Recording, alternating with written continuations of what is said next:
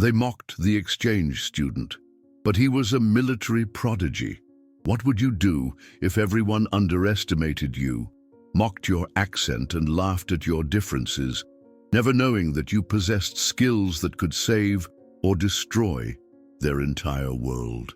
The hallways of Westbrook High School bustled with the usual chaos of teenage life on that crisp September morning. Students hurried to their lockers, gossiping about weekend parties and dreaded Monday exams. But all conversations paused when Principal Davis walked through the main entrance with someone new by his side, a slender boy with jet black hair and eyes that seemed to calculate everything they saw. "Everyone, this is Jin Park, our new exchange student from South Korea," Principal Davis announced with a practiced smile. "I expect you all to make him feel welcome at Westbrook." Jin stood perfectly still, back straight, eyes forward. His uniform was immaculate, too immaculate compared to the casual attire of American teenagers. His hair was cut in a severe, military-precise style that made him look like he had stepped out of a different world. When he bowed formally instead of waving, the first snickers began. "Thank you for having me," Jin said in carefully measured English, each word pronounced with precision, but wrapped in a thick accent that immediately made several football players in the back row exchange amused glances. Brad Thompson, Westbrook's star quarterback and self-appointed king of the senior class, sized up the newcomer with a dismissive smirk. "Hey, Jackie Chan, wrong country?" he called out, loud enough for everyone to hear. The hallway erupted in laughter. Jin's expression didn't change, not even a flicker of emotion crossed his face. Only a subtle tightening of his jaw revealed that he had heard the insult at all. "Mr. Thompson," Principal Davis warned half-heartedly, but the damage was done. The hierarchy had been established in those few seconds. Jin was designated as an outsider, a target. As Jin was assigned to his homeroom, whispers followed him everywhere. Students pointed at his rigid posture, the way he sat at attention in his desk, how he answered questions with military precision. By lunchtime, the rumors had already started spinning out of control. "I heard these Korean kids go to school 16 hours a day," Alicia Rodriguez, head cheerleader and Brad's girlfriend, said loudly as Jin passed their table in the cafeteria. "Probably doesn't even know what fun is." Jin carefully placed his tray at an empty table and sat alone, his movements economical and precise. He ate methodically, never rushing, never slouching. Occasionally, his eyes would scan the room in a sweeping motion, as if assessing entry and exit points. But few noticed this strange behavior. They were too busy laughing at his isolation. Ms. Winters, the history teacher, was the only one who sensed something different about the new student. When she asked the class about the Korean War, and Jin answered with details so precise they couldn't have come from any textbook, she raised an eyebrow. "That's remarkably specific, Jin. Have you studied military history before?" Before Jin could answer, Brad interrupted. "Probably watches too many war movies. Hey, Jin, know any martial arts moves?" He made exaggerated karate chop motions with his hands, causing more laughter. Jin simply turned back to Ms. Winters. "My grandfather served," he said quietly. "He told me stories." As the bell rang, signaling the end of class, Brad deliberately knocked into Jin's shoulder, sending his books scattering across the floor. "Oops, sorry about that," Brad said with mock sincerity. "Didn't see you there." Jin slowly kneeled down to gather his belongings. As he reached for his notebook, a small medallion slipped from between its pages, a military insignia that none of the American students recognized. Jin quickly tucked it away, but not before Brad noticed. "What's that? Your Hello Kitty charm?" Brad taunted, reaching for it. In a motion so swift it seemed like a blur, Jin's hand closed around the medallion, and for just a split second, the polite mask slipped. Something cold and dangerous flashed in his eyes, something that made Brad instinctively step back. "It is nothing," Jin said, the mask firmly back in place, "just a reminder of home." As Jin walked away, Brad felt an unexpected chill. For a moment he wondered if there was more to this quiet exchange student than anyone had guessed, but the thought vanished quickly under the weight of his own ego. After all, what could this skinny foreign kid possibly do that would ever matter at Westbrook High? Little did Brad know, Jin Park had not come to their school by random chance. And the skills he was hiding would soon turn their entire world upside down, proving that sometimes the most dangerous person in the room is the quiet one everyone underestimates. The next few weeks followed a predictable pattern. Jin became the favorite target of Brad's group, who seemed to find new ways to mock him every day. They mimicked his accent, made racist jokes about Asian stereotypes, and even placed takeout chopsticks on his desk before class started. Through it all, Jin maintained his composure, responding with silence or brief, polite acknowledgments that somehow made his tormentors even more determined to break his facade. What no one at Westbrook knew was that every evening, Jin followed a routine that would have shocked his classmates.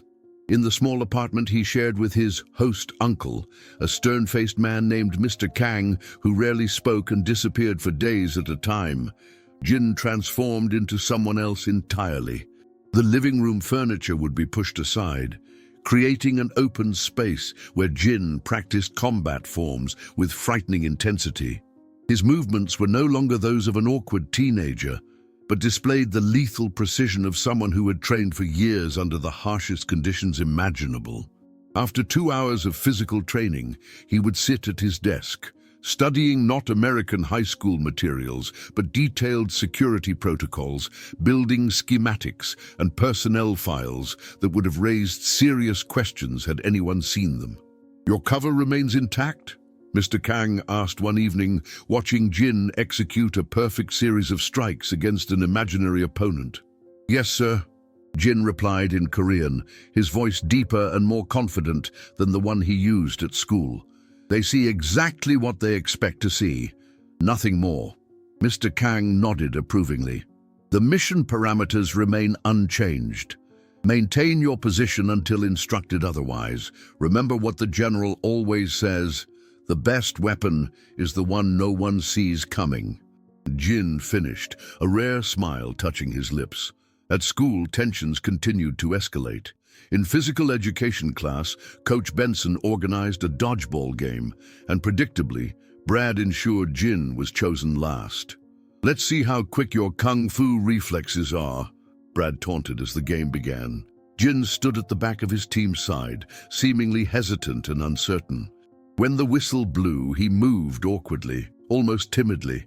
Brad and his friends targeted him immediately, throwing balls with unnecessary force.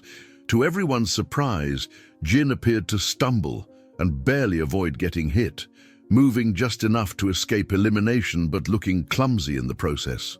Only someone watching very carefully would have noticed that Jin was deliberately calculating each movement, making precisely the minimum effort required to avoid being hit, while never revealing his true agility.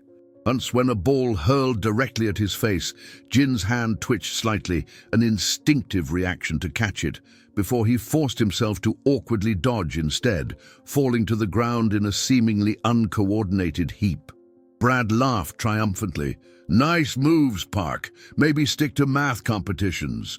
After class, Sophia Chen, one of the few Asian American students at Westbrook, approached Jin at his locker. Unlike the others, she had been watching him with curiosity rather than derision. "You know, you could stand up to them," she said quietly. "You don't have to take their bullying." Jin regarded her carefully. "It is not worth the trouble," he replied in his accented English. Sophia frowned. "There's something different about you, isn't there? Sometimes I catch you watching everything like you're not really a student at all." For a brief moment, alarm flickered in Jin's eyes before he controlled it. "I do not know what you mean. I am just trying to complete my exchange year without problems. My grandfather was in the South Korean military." Sophia continued, lowering her voice. "The way you stand, the way you observe rooms when you enter them, it reminds me of him." Jin's posture subtly shifted, becoming even more formal. Your grandfather sounds like an observant man, he said carefully, but I am just a student. As Sophia walked away, troubled by the encounter, she couldn't shake the feeling that Jin was hiding something significant. Meanwhile, Jin made a mental note to be more careful around her. She was unexpectedly perceptive. That afternoon in American literature class, Ms. Patterson assigned a project requiring students to work in pairs. To Jin's dismay, she paired him with Brad, citing her philosophy of building bridges between different personalities. Great, Brad muttered loudly. I get stuck with the guy who can barely speak English for a literature project. Jin said nothing, but a muscle twitched in his jaw. After class, Brad cornered Jin by the lockers. Listen, exchange student, here's how this is going to work. I have a championship game coming up, so you're doing this project for both of us. Got it? The assignment is to work together, Jin responded evenly. Brad's face darkened. Look, I don't know how things work in your country, but here, when I tell you to do something, you do it. He jabbed a finger into Jin's chest for emphasis. Time seemed to slow down for Jin. Years of training screamed at him to respond to the physical contact, to grab Brad's finger and dislocate it with a simple twist, to sweep his legs and put him on the ground in less than a second. His body tensed, combat instincts nearly overriding his mission parameters. With tremendous effort, Jin forced himself to step back instead, lowering his eyes in a show of submission that cost him dearly in pride. I understand, he said quietly. I will do the project. Brad smiled in victory, completely unaware of how close he had come to experiencing firsthand what Jin was truly capable of. Smart choice. Maybe you're not as stupid as you look. As Brad walked away, Jin's hand closed around the military medallion in his pocket, the one bearing the insignia of South Korea's most elite special operations unit. The unit that had trained him since childhood. The unit that had sent him to this school with a purpose nobody at Westbrook could possibly imagine. And as Jin watched Brad's retreating figure, a cold calculation entered his eyes. The mission came first, but everyone had their breaking point. Even a soldier trained to endure anything could only take so much before something had to give. And Jin was getting dangerously close to that edge. October arrived, bringing with it the chill of autumn and Westbrook High's approaching homecoming celebration. For most students, it was a time of excitement, but for Jin, it meant an escalation in the torment he endured daily. Brad and his friends had grown bolder, frustrated by Jin's continued stoicism in the face of their bullying. The breaking point came during lunch period on a rainy Thursday. Jin sat alone as usual, meticulously eating his lunch while reviewing notes for an upcoming calculus test. He didn't notice Brad approaching with his entire group of friends until they surrounded his table. "Hey, everybody!" Brad announced loudly, drawing the cafeteria's attention. "Exchange student Jin here has volunteered to give us a special cultural presentation today." Jin looked up, wariness immediately apparent in his eyes. "I did not volunteer for anything," he said quietly. "Sure you did," Brad insisted, placing a hand on Jin's shoulder with false friendliness. "You were telling me all about those special Korean eating customs, remember?" Before Jin could react, Alicia placed a pair of chopsticks on the table, while another football player set down a bowl of ramen they'd purchased from the cafeteria line. "Show us how it's done, Jin," Brad urged with mock enthusiasm. "Everyone wants to learn about your culture." The cafeteria had gone silent, all eyes on their table. Jin remained perfectly still, his expression unreadable. "Come on," Brad pushed. "Don't be shy now." "I am trying to study," Jin said, his accent thickening as he struggled to maintain his composure. "Please, leave me alone."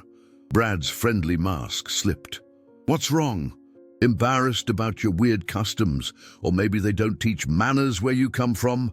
Jin said nothing, his knuckles whitening as he gripped his textbook.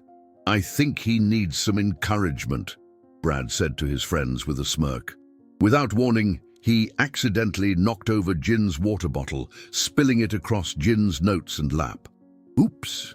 Brad said to appreciative laughter from his friends. "How clumsy of me." Jin stood up slowly, water dripping from his clothes. For a moment, just a moment, something dangerous flashed in his eyes, something that made Brad take an involuntary step back. Then it was gone, replaced by the same careful blankness. "I need to dry off," Jin said evenly, turning to leave. "Hey, I'm not done talking to you." Brad grabbed Jin's arm roughly, spinning him around. What happened next occurred so quickly that later, when students recounted it, they couldn't agree on the details. Jin's arm seemed to twist slightly, and somehow Brad found himself stumbling backward, his grip broken, without Jin appearing to have done anything at all. It looked like Brad had simply lost his balance, but the flash of shock on Jin's face suggested something more had happened than met the eye. "Whoa, did you see that?" someone whispered. "The new kid just did some kind of move on Brad." Recovering quickly, Brad's face flushed with anger and embarrassment. "You trying to show off your karate moves now? Big mistake." He stepped forward aggressively, fists clenched. "I did nothing," Jin said, but his voice had changed subtly, deeper, more commanding, with less accent than usual. He caught himself immediately, reverting to his usual speech pattern. "Please, no trouble."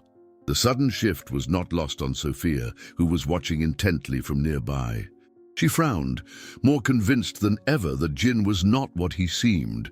Before the situation could escalate further, Ms. Winters appeared. "What's going on here?" she demanded, looking between Brad and Jin. "Nothing, Ms. Winters," Brad said with false innocence. "We were just having a cultural exchange." "Clean up this mess and get to your classes," she ordered, giving Brad a knowing look that suggested she wasn't fooled. As the students dispersed, she touched Jin's arm gently. "Are you all right, Jin?" Jin nodded stiffly. "Yes, thank you. If you're having problems with anyone, my door is always open," she offered. "Everything is fine," Jin insisted, though his eyes told a different story. That afternoon, Jin returned to his apartment, shutting the door behind him with unusual force. Mr. Kang looked up from his laptop, immediately noticing Jin's rigid posture and controlled breathing, the signs of a soldier struggling to maintain discipline. "There was an incident," Jin reported in Korean, his voice clipped.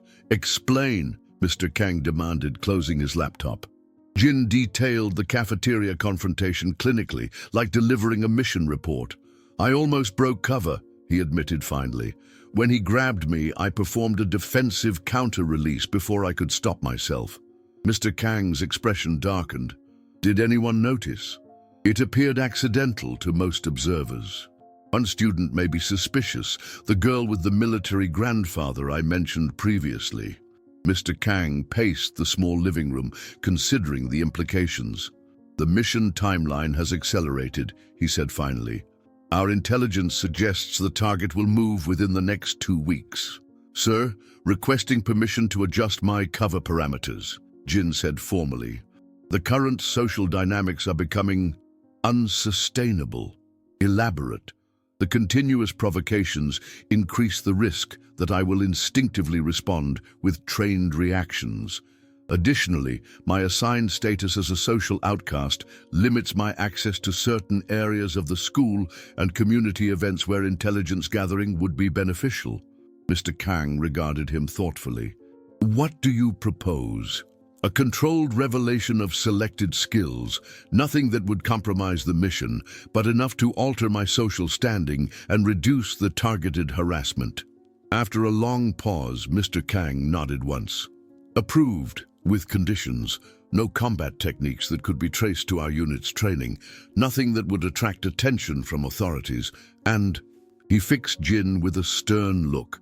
"Remember your primary directive. The protection of innocent lives depends on your mission success." "Understood, sir," Jin replied, relief barely visible beneath his professional demeanor. That night, Jin stood by his window, looking out at the quiet American suburb that had no idea what was coming. Tomorrow, he would begin implementing his new approach. After weeks of calculated submission, of hiding his true self, he would finally show a small fraction of what he could do.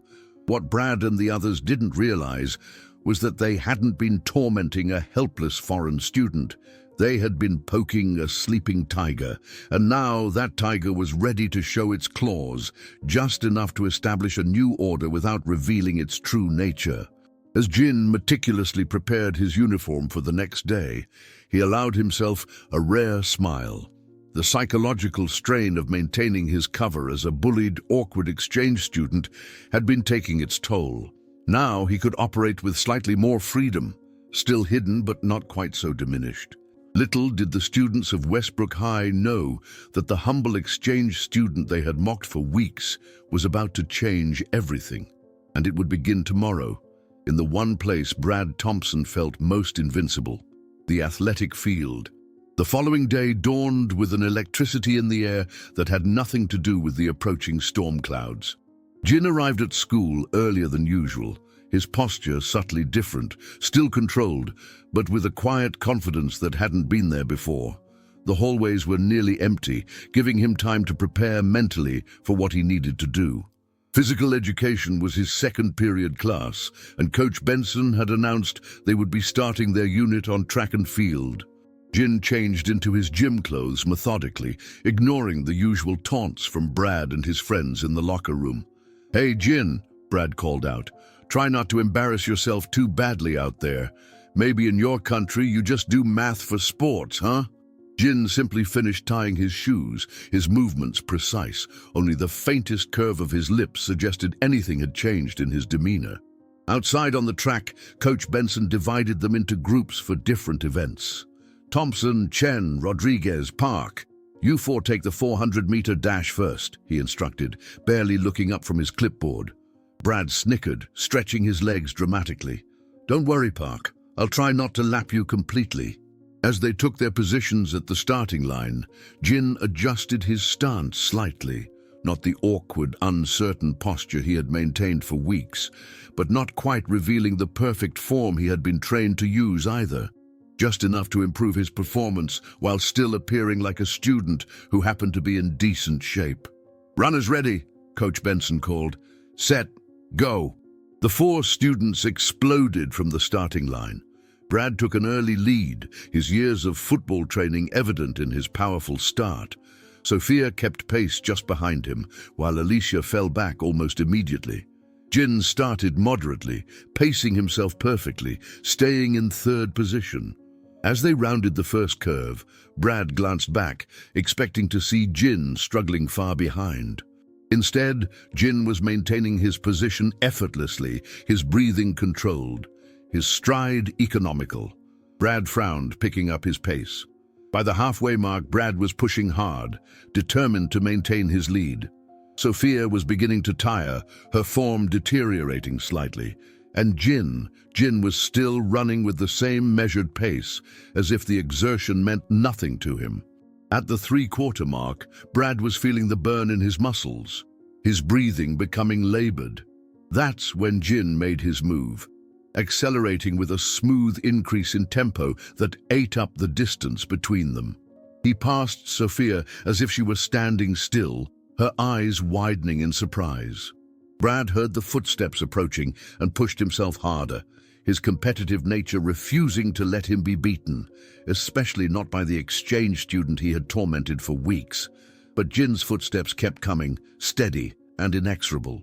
With 50 meters remaining, Jin drew even with Brad. For a brief moment, their eyes met. Brad saw something there that sent a chill down his spine. Not aggression or even triumph, but a cool, calculating assessment, as if Jin were simply executing a predetermined plan. Jin crossed the finish line 2 steps ahead of Brad, his breathing only slightly elevated while the quarterback doubled over, gasping for air. "Park, 57.2 seconds. Thompson, 58.6. Chen, 65.1. Rodriguez, 72.8. Coach Benson announced, looking at Jin with new interest. "Park, have you done track before?" Jin shook his head. "Not competitively, sir," he replied, which was technically true. His training had included endurance running through mountain terrain with full combat gear, but never on a proper track. "Well, you've got natural talent," Coach Benson said. "You should consider joining the team." Brad's face flushed with anger and embarrassment. Lucky start, he muttered, but the excuse sounded hollow even to his own ears. Throughout the rest of the class, Jin continued to demonstrate natural talent in every event. Not enough to seem superhuman, but enough to clearly outperform Brad in each contest. Long jump, high jump, even shot put. Despite his leaner frame, Jin's perfect form and explosive power produced results that left Coach Benson increasingly impressed and Brad increasingly furious. By the end of the period, whispers were spreading among the students. The awkward exchange student wasn't so awkward after all. Some speculated that all Korean students must be athletic because of their strict education system. Others wondered if Jin had been sandbagging all along. After class, Coach Benson approached Jin as he was heading back to the locker room. "Park, I'm serious about the track team. We could use someone with your abilities." "I will consider it, sir," Jin replied politely. "Thank you for the opportunity." As Jin walked away, Brad attempted to shoulder check him as he had done countless times before. This time, however, Jin subtly shifted his weight, causing Brad to stumble past him instead. "You got lucky today," Brad hissed, recovering his balance. "Don't think this changes anything." Jin met his gaze steadily. "I do not think anything has changed," he replied calmly. "Do you?" The question hung in the air between them, carrying a weight that made Brad inexplicably uneasy. News of Jin's athletic performance spread quickly through the school. By lunchtime, students who had previously ignored him were looking at him with new interest. Jin noticed the shift, but maintained his solitary routine, eating alone while reviewing his notes, though these particular notes contained observations about school security cameras and staff schedules rather than academic material. Sophia Chen approached his table, setting down her lunch tray across from him without asking permission. "Mind if I join you?"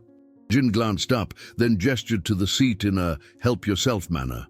"So," she said after a moment of silence, "that was impressive in PE today." "It was nothing special," Jin replied. "Really? Because Brad hasn't lost a sprint to anyone since freshman year." She leaned forward. "You've been holding back, haven't you? Not just in sports." Jin took a careful bite of his lunch. "Everyone has different sides to them." "True," Sophia agreed.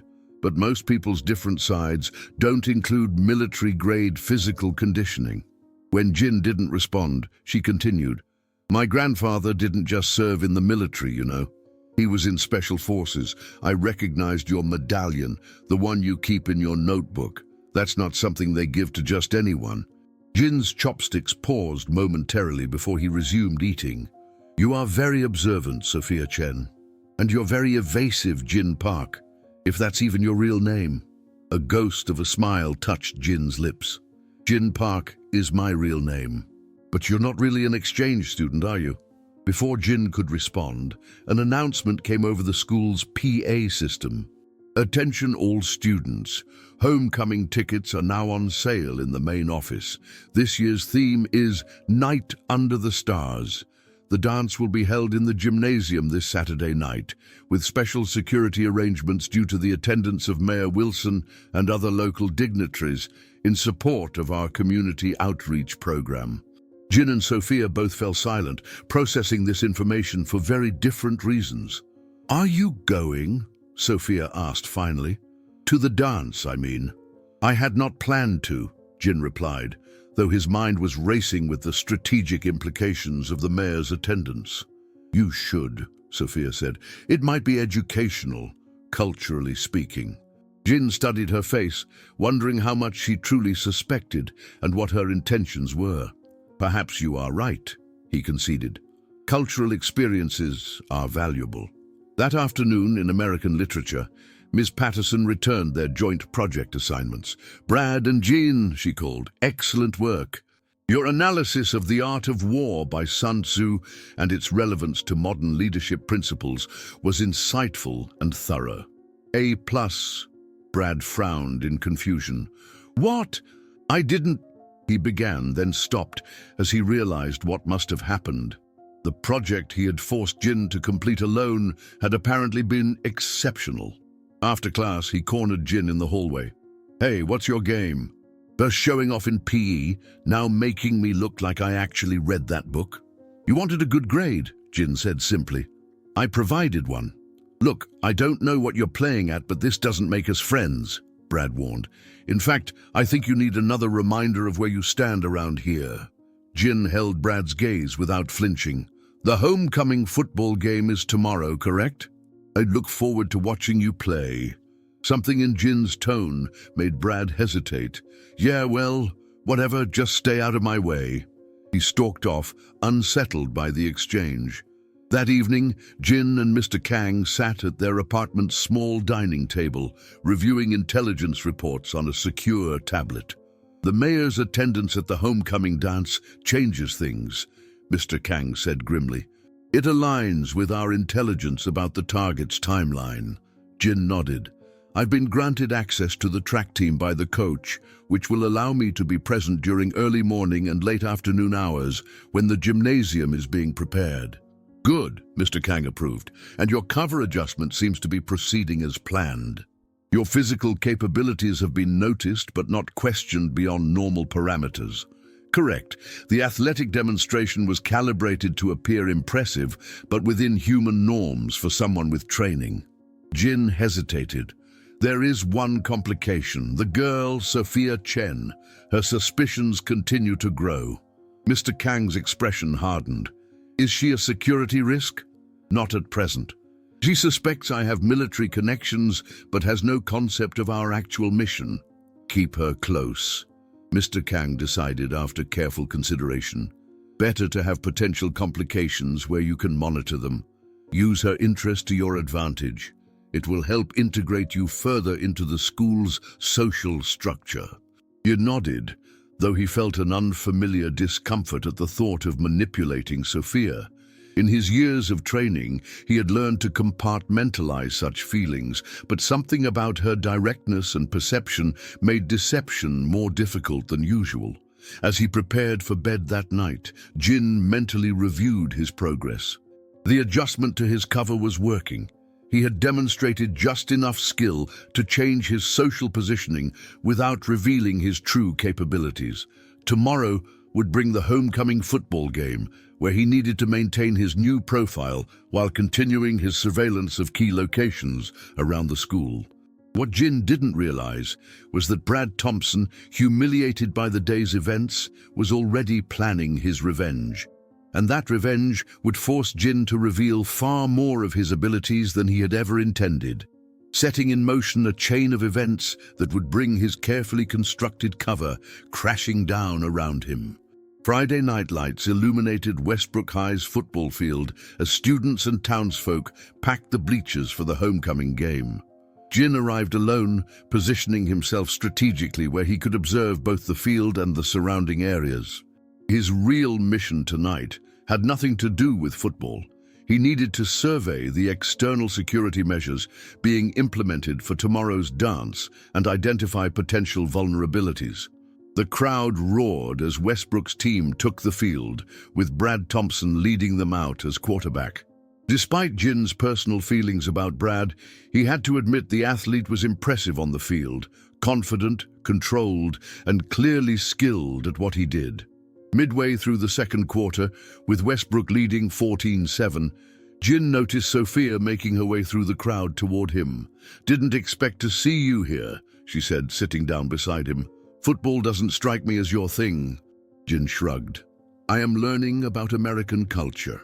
Sophia followed his gaze, which wasn't focused on the game, but rather on the police officers stationed at the field entrances. "Studying the security instead of the scoreboard?" she asked quietly. Jin turned to her, expression carefully neutral. "The security seems extensive for a high school game. It's because of tomorrow. Mayor Wilson and some state representatives will be here. They're using our homecoming as a photo opportunity for their community youth initiative." She studied his face. "But you already knew that, didn't you?" Before Jin could respond, a tremendous cheer erupted as Brad completed a long touchdown pass. As players celebrated in the end zone, Brad looked up into the stands, his eyes searching until they found Jin. With a smirk, he pointed directly at Jin before making a cutting motion across his throat, a clear message that Jin had not seen the last of his hostility. "Looks like you've really gotten under his skin," Sophia observed. "It was not my intention," Jin replied truthfully. Halftime arrived with Westbrook leading 21-10. As the teams headed to their locker rooms, Jin excused himself, ostensibly to use the restroom. Instead, he made a careful circuit of the school buildings adjacent to the field, mentally mapping security camera positions and noting which doors were unlocked or monitored. As he rounded the corner near the gymnasium, he heard voices, angry, threatening voices. Silently, Jin approached, staying in the shadows. "Taught you to keep your mouth shut," Brad was saying, his voice tight with anger. "I don't care what your grandfather thinks he saw." "Let go of me!" It was a younger boy's voice, frightened but defiant. "My grandfather's not lying. He worked security at that military base for 30 years. Jin peered around the corner to see Brad and two other football players, still in their game uniforms, surrounding a freshman boy, Sophia's younger brother. Jin realized with a jolt. "Listen, kid," Brad growled, shoving the boy against the wall. "Your crazy grandfather didn't see anything at that base. And if you keep spreading rumors that my dad's company is selling tech to foreign agents, my family will sue yours until you're living in a cardboard box." The pieces suddenly clicked together in Jin's mind. This wasn't random bullying. This was connected to his mission. The intelligence reports had mentioned a defense contractor suspected of selling classified technology, but they hadn't identified who was involved locally. Brad's father owned Thompson Defense Systems, a subcontractor that worked with the military on security protocols. "My grandfather has proof," the boy insisted. "He's going to show it to the mayor tomorrow night." Brad's face darkened. "No, he's not." He nodded to his friends. "Make sure he understands how serious we are." One of the players pulled back his fist, aiming at the boy's stomach. Jin had a split-second decision to make: maintain his cover or intervene. There was no real choice. Moving with lightning speed, Jin closed the distance in 3 silent steps. His hand intercepted the player's fist inches from the boy's body, stopping it cold. Everyone froze in shock. "That is enough," Jin said, his voice completely transformed, commanding, authoritative, with barely a trace of accent. "Park?" Brad gaped. "What the hell do you think you're doing?" "Preventing a mistake," Jin replied evenly, still holding the player's fist in an iron grip. "This boy is not your problem." The player tried to pull free, but Jin's hold was immovable. Panic flashed across his face as he realized the exchange student's wiry frame somehow contained strength far beyond what should have been possible.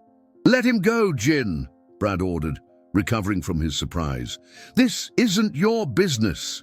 "It became my business when you threatened a child," Jin countered, finally releasing the player with a subtle twist that left him shaking his hand in pain. "Return to your game. This conversation is over." Brad laughed incredulously. "You think you can just order us around now? Who do you think you are?" Jin positioned himself between the players and Sophia's brother. "Someone you do not want to test. 3 against 1, genius." Brad sneered, though uncertainty had crept into his voice. "Those moves you showed in PE won't help you here." Jin's posture shifted subtly, feet balanced, hands relaxed at his sides, weight perfectly centered. In that moment, he abandoned all pretense, his body language transforming completely into that of a trained operative assessing multiple threats. "I will say this only once," Jin stated, his voice carrying a quiet authority that made even Brad pause. "You will return to your game. This boy will come with me, and tomorrow, we will all pretend this never happened." Brad's ego wouldn't let him back down so easily. "Or what?" The question hung in the air for only a moment before Brad lunged forward, throwing a punch that would have connected solidly with Jin's jaw if Jin had still been there. With movement too fast for the untrained eye to follow, Jin sidestepped, redirected Brad's momentum, and executed a flawless takedown that left the star quarterback flat on his back, gasping for breath. The two other players rushed forward simultaneously. Jin moved like water between them, his hands striking pressure points with surgical precision. Within seconds, both players were on their knees, arms temporarily numbed, expressions of shock frozen on their faces. "What the hell?" Brad wheezed from the ground, looking up at Jin with newfound fear. "What are you?" Jin stood calmly in the center of the fallen athletes, not even breathing hard. "I am exactly who I have always been," he replied. "The difference is that now you see me." A slow clapping sound interrupted the moment. Jin turned, instantly on alert, to find Sophia standing at the corner of the building. "I knew it," she said, eyes wide but not afraid. "You're not just military trained. You're special forces, black ops." Jin's expression remained impassive, but his mind raced through contingency protocols. The mission was now seriously compromised. "Ethan, are you okay?" Sophia rushed to her brother's side, checking him for injuries. "I'm fine, but Sophia, they were trying to stop Grandpa from talking to the mayor tomorrow," Ethan exclaimed. "You should take your brother home," Jin told Sophia, his voice leaving no room for argument. "Now! Not until you tell me who you really are," Sophia insisted, "and why you're really here." Before Jin could respond, a voice called from the darkness. "Park! Report!" Mr. Kang emerged from the shadows, his demeanor completely transformed from the quiet uncle to a commanding officer. He surveyed the scene quickly, face hardening as he assessed the damage to Jin's cover. "Sir," Jin responded automatically, standing at attention. "Mission parameters have been compromised. I intercepted a threat against these civilians that appears connected to our primary objective." Brad struggled to his feet, bewilderment evident on his face. "What the hell is going on? Who are you people?" Mr. Kang ignored him, focusing instead on Sophia and Ethan. "What do you know about tomorrow night's event?" he demanded. Sophia stepped protectively in front of her brother. "Why should we tell you anything?" Jin moved between them. "They are not threats, sir. They are potential allies." He turned to Sophia. "Your grandfather has evidence about illegal technology transfers involving Thompson Defense Systems, correct?" Ethan nodded vigorously. "He has proof that they're selling classified security protocols to foreign operatives.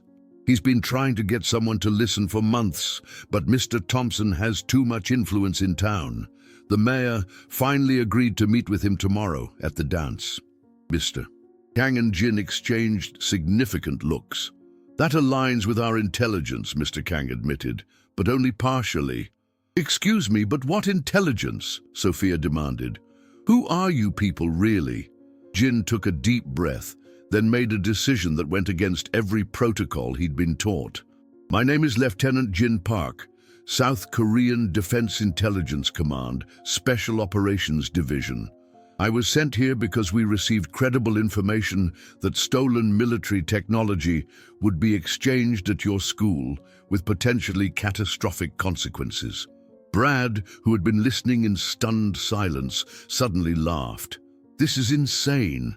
You expect us to believe you're some kind of teenage spy? I'm calling the police." Mr. Kang moved with surprising speed for a man his age, blocking Brad's path. "That would be unwise.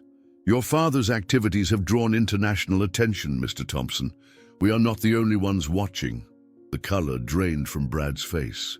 "My father isn't, he wouldn't. We don't believe your father is knowingly involved," Jin clarified, his tone softening slightly. "But his company is being used as a front for a much larger operation." A loud cheer erupted from the distant football field, followed by an announcement that halftime was ending. The real world was intruding on this surreal moment. "You need to return to the game," Mr. Kang told Brad and his friends sternly. "Say nothing of this encounter." "And why would I listen to you?" Brad challenged, though his voice lacked its usual confidence. Jin stepped forward. "Because tomorrow night, something is going to happen at that dance that goes far beyond your high school rivalries or your father's business. Innocent people could die if we don't stop it, including your friends, your teachers, maybe even your parents." The gravity in Jin's voice penetrated Brad's defenses. For the first time, he looked at Jin not as an outsider to be tormented, but as something entirely different. Someone dangerous, yes, but also someone who had been enduring his bullying while carrying burdens Brad couldn't imagine. "This is real, isn't it?" Brad asked quietly. "Yes," Jin confirmed, "more real than you know." A tense silence fell over the group, broken only by the distant sounds of the game resuming. "What happens now?" Sophia finally asked. Mr. Kang looked at Jin, then at the civilians who had accidentally become entangled in their operation. "Now," he said grimly, "we prepare for tomorrow night. And you, all of you, need to decide whose side you're on." As the five of them stood in the shadows of Westbrook High, the final traces of Jin's exchange student persona fell away completely. What remained was a soldier on a mission, one who had just been forced to reveal himself far earlier than planned, and who now had to adapt to rapidly changing circumstances. The homecoming dance that had seemed like just another American high school tradition was about to become the setting for something far more dangerous. And Jin, the quiet exchange student nobody had bothered to truly see, was about to show everyone exactly what he was capable of when the stakes were life and death. Saturday evening transformed Westbrook High's gymnasium into a glittering wonderland of stars and moonlight decorations. Students arrived in formal wear, teachers chaperoned in their finest attire, and local dignitaries, including Mayor Wilson, circulated with practiced political smiles. Security personnel, both uniformed police and plainclothes agents, maintained a visible presence at all entrances. Nobody paid particular attention to the maintenance door that opened briefly near the back of the stage area, admitting a shadow that moved with purpose through the darkness behind the decorations. Jin, dressed in black tactical gear rather than formal wear, navigated the hidden spaces of the gymnasium with practiced ease, a nearly invisible sentinel with a clear mission. In his ear, a small communication device crackled. "Eastern entrance secure," came Mr. Kang's voice. "No sign of the target." "Understood," Jin replied softly, maintaining position with line of sight to all access points. What had begun as a simple intelligence-gathering assignment had evolved into a full tactical operation after last night's revelations. Jin's original mission, tracking stolen military technology that intelligence suggested would change hands at this event, now included protecting civilian informants and preventing what they now understood to be a potential attack rather than just an exchange. On the dance floor, students swayed to the music, oblivious to the dangers around them. Brad Thompson, who had arrived in a designer suit with Alicia on his arm, kept glancing nervously toward the corners of the room. After last night's confrontation, he had made a choice that surprised even himself. He had agreed to help Jin by keeping watch from within the crowd, wearing a small communication device disguised as a cufflink. "Thompson, status report." Jin's voice came through the tiny speaker. Brad turned slightly, pretending to adjust his tie as he spoke. "Nothing unusual by the refreshments or main entrance. My father just arrived with the mayor's security detail." Jin zoomed in with his tactical binoculars, focusing on Mr. Thompson, who was indeed accompanying a group of stern-looking men in suits. "Confirmed. Stay alert." Across the gymnasium, Sophia moved gracefully through the crowd in a silver dress, playing her role perfectly. Her grandfather, a distinguished older man with military bearing, stood near the stage in conversation with the school administrator, occasionally checking his watch.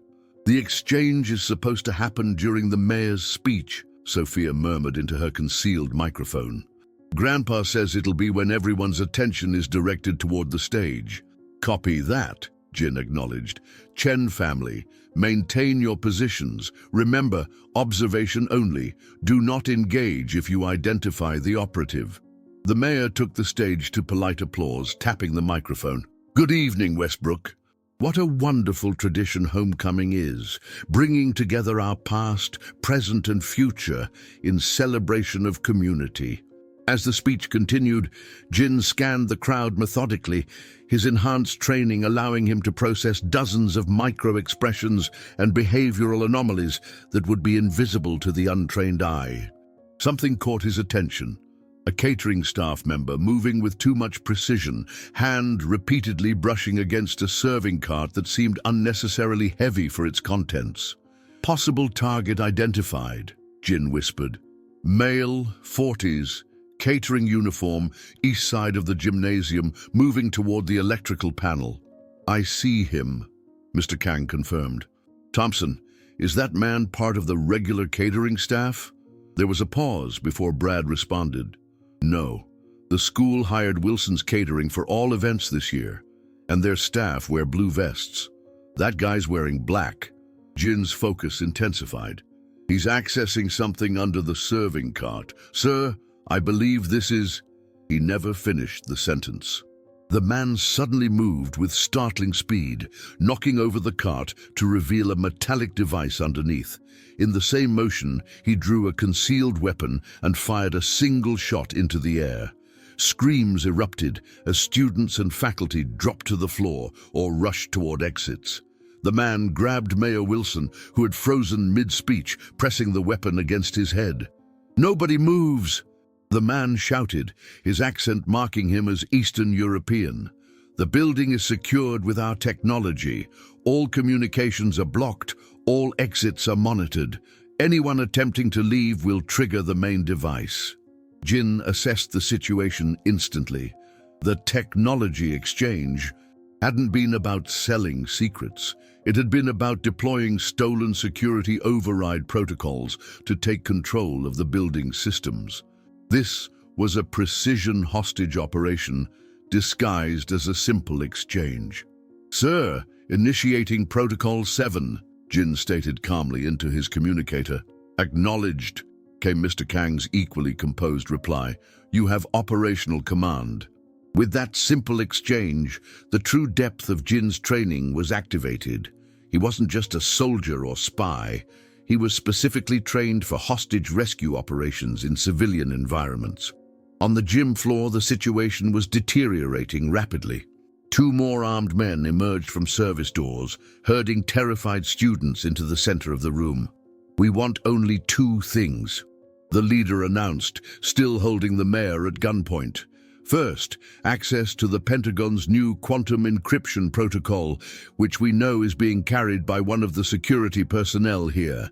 Second, the evidence that Mr. Chen claims to have about our operation. Deliver these items, and everyone lives." In the crowd, Brad's father had gone deathly pale. Jin could read the truth on his face. The man had unknowingly been used as a conduit for this operation through his defense contracts. Time for subterfuge was over. Jin removed his black tactical jacket, revealing a lightweight body armor vest underneath. He loaded a specialized, non-lethal device into his sidearm, one that would incapacitate without risking civilian casualties in the crowded space. "Sophia," he said quietly into his comm, "when the lights go out, guide as many students as possible behind the refreshment tables. Brad, get to your father and the mayor's security detail. Tell them to prepare for my signal." "What are you going to do?" Brad asked, fear evident in his voice.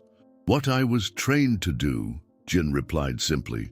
With precision timing, Jin fired a specialized EMP device at the gymnasium's main electrical panel. The lights died instantly, plunging the room into darkness, save for the emergency exit signs. In the same moment, Jin activated his night vision gear and moved. What happened next seemed impossible to those who witnessed it. Moving through the darkness like a ghost, Jin neutralized the first armed operator with a silent takedown before the man could even register the lights had failed. The second operator managed to fire a wild shot before Jin's precisely targeted strike rendered him unconscious. The leader, more experienced than his companions, maintained his hold on the mayor, firing blindly into the darkness. "Show yourself!" he demanded. Jin's voice came from everywhere and nowhere, the gym's acoustics allowing him to throw his voice. "Release the hostages," he commanded, "and you may yet survive this night." "Who are you?" the man demanded, panic edging into his voice as he realized his operation was collapsing. From directly behind him came the reply, "I am the exchange student you should have noticed." Before the man could turn, Jin struck. A precise series of movements that separated him from the mayor, disarmed him, and left him incapacitated on the floor, all in less than 3 seconds. As suddenly as they had gone out, the lights returned, revealing Jin standing calmly in the center of the gym, the threat neutralized. Mr. Kang appeared at the main entrance with actual federal agents, who quickly moved to secure the scene and the disabled attackers. Students and teachers stared in disbelief at Jin. The quiet exchange student they had either ignored or tormented, now revealed as something far more extraordinary than they could have imagined. Brad Thompson pushed through the crowd, stopping a few feet from Jin. For a long moment they just looked at each other, the bully and his victim, roles now irrevocably reversed. "How long?" Brad finally asked. "How long have you been whatever you are?" Jin regarded him evenly. "I was recruited at 12, trained with the Exceptional Candidates program, deployed at 16. Brad shook his head in disbelief. "And all this time you were doing exactly what my cover required," Jin said simply. "The perfect bully targeting the perfect victim.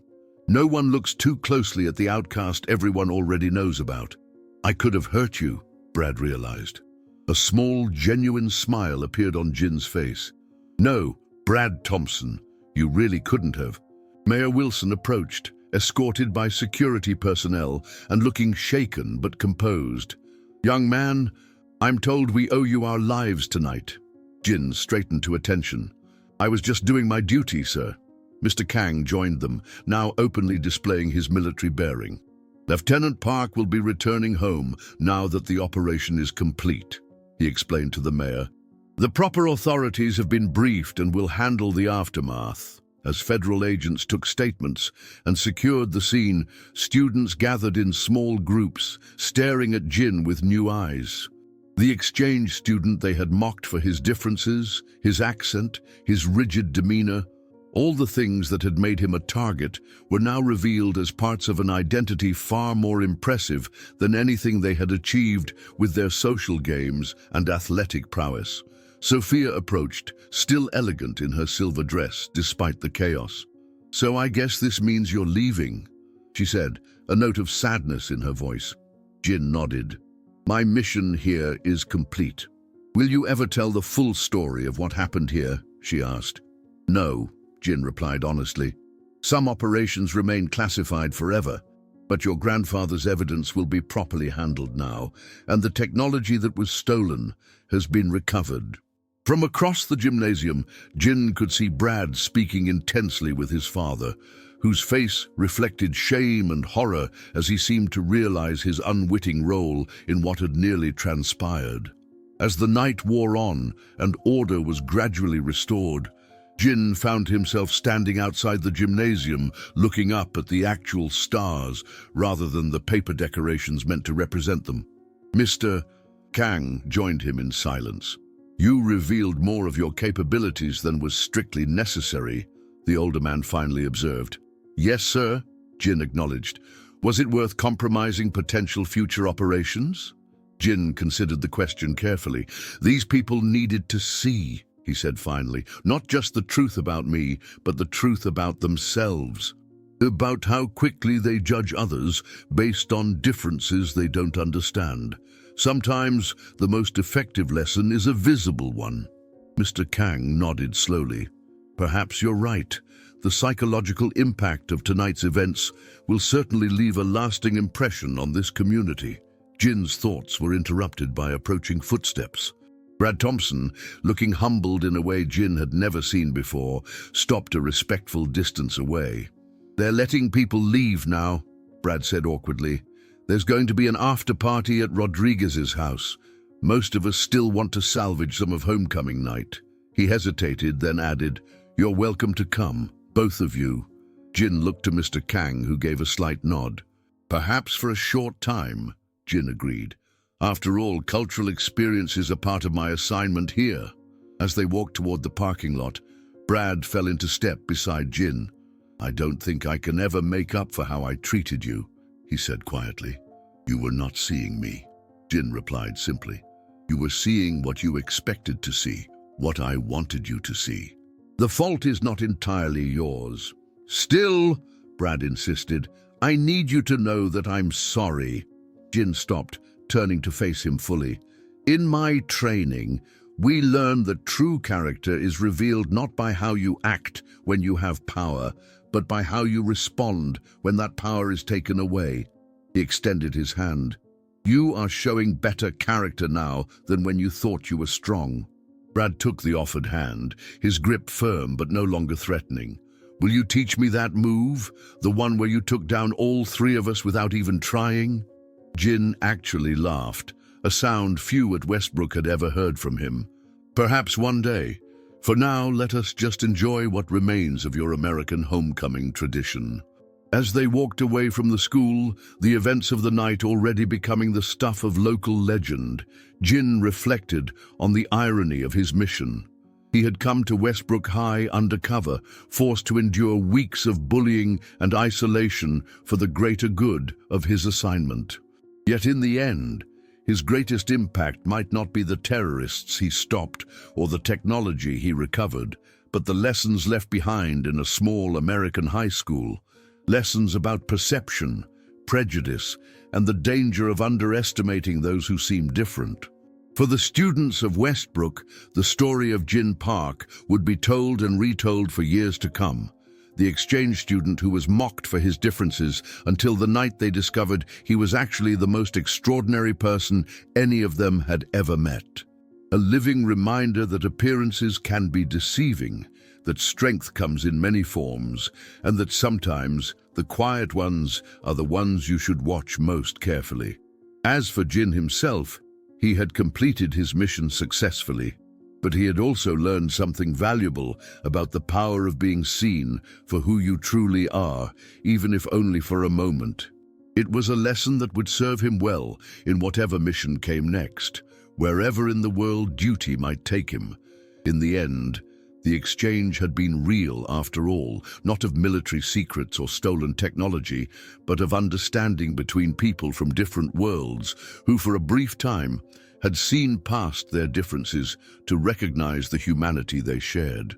And perhaps that was the most valuable exchange of all.